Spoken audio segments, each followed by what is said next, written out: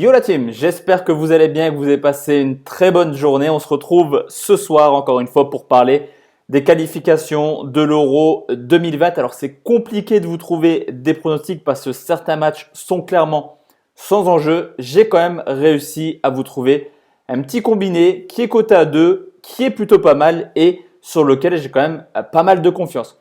Juste avant ça, forcément, on va faire le bilan de ce qu'on vous a proposé hier. Alors moi sur YouTube, je vous ai proposé un combiné pour ce soir. Je ne sais pas encore le résultat. En tout cas, sur Cashback, on était parti sur une victoire de Rafael Nadal qui était quand même coté à 2,15. Ça a mis du temps à se dessiner. Nadal était mené 5 jeux à 1 lors du dernier set, mais il a fait le boulot. L'Espagnol, il l'a emporté et il permet de nous faire passer ce pronostic.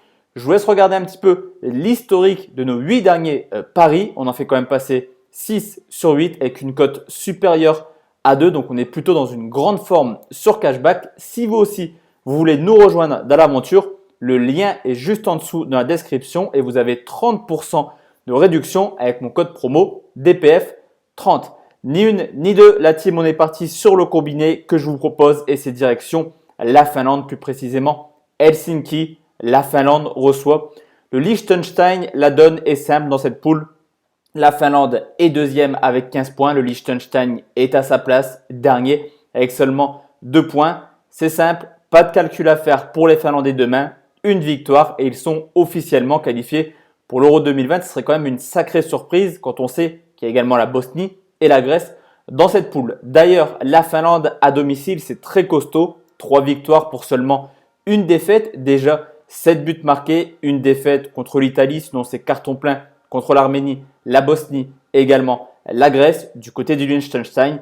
À l'instar de son parcours pour les qualifs, un nul, 3 défaites à l'extérieur, déjà 15 buts encaissés en 4 matchs, une équipe capable de prendre des volets, que ce soit en Bosnie 5-0 ou en Italie sur le score de 6-0. D'ailleurs, sur les 10 derniers matchs à l'extérieur, petite statistique assez intéressante, c'est que le Liechtenstein encaisse 3 buts en moyenne à l'extérieur sur les 10 derniers matchs.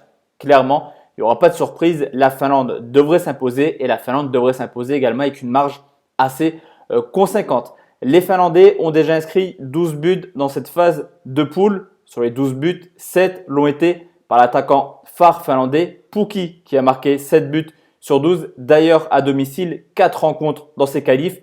4 fois, Pukki a marqué à domicile. Alors certes, il vit une période un petit peu compliquée quand même avec son club de Norwich. Après un très bon début de saison, Pukki n'a plus marqué depuis 7 rencontres avec Norwich. Mais c'est vraiment le club anglais qui va très mal en ce moment. Seulement 2 buts marqués sur les 7 derniers matchs. Sur cette rencontre, la Finlande devrait faire le boulot à domicile. Et forcément, l'attaquant vedette est capable de marquer. La cote elle est intéressante. Le but de Pukki qui est coté à 1,50.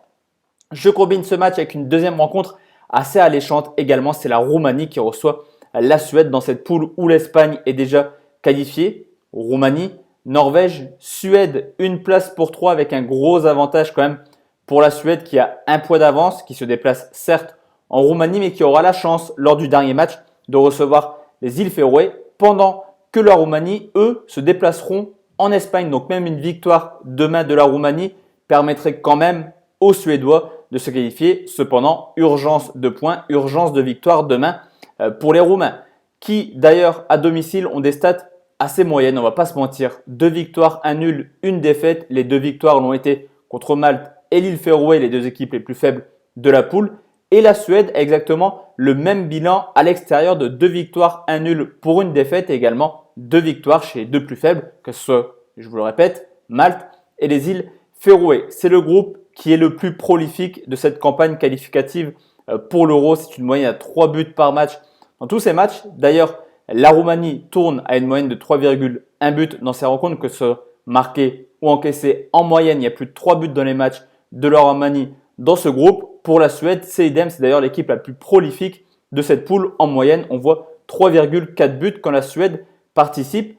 Et stat également assez intéressante, c'est que ce n'est pas forcément Malte et l'île Féroé qui fait exploser cette moyenne, car Malte est l'équipe la moins prolifique de cette poule. Donc c'est vraiment dans les confrontations avec l'Espagne et la Norvège où cette statistique augmente au fil des rencontres. D'ailleurs, sur les 8 matchs de cette campagne qualificative pour la Roumanie, 7 fois il y a eu au moins 2 buts. La seule fois, c'était contre Malte à domicile sur le score de 1-0. Du côté de la Suède, c'est tout simplement imperfect. 8 matchs, 8 fois au moins 2 buts. Je vous l'ai dit, la Roumanie est dans l'obligation de s'imposer forcément. Ça va pousser, ça va peut-être venir très tard le premier but. Mais en tout cas, de mon côté, je vois bien du but et je vais partir sur un plus de 1,5 but qui est quand même coté à 1,33 quand on sait que vraiment la Roumanie n'a pas d'autre choix que de l'emporter. 1,33 le plus de 1,5 but qui nous permet d'avoir un très beau combiné pile poil à 2.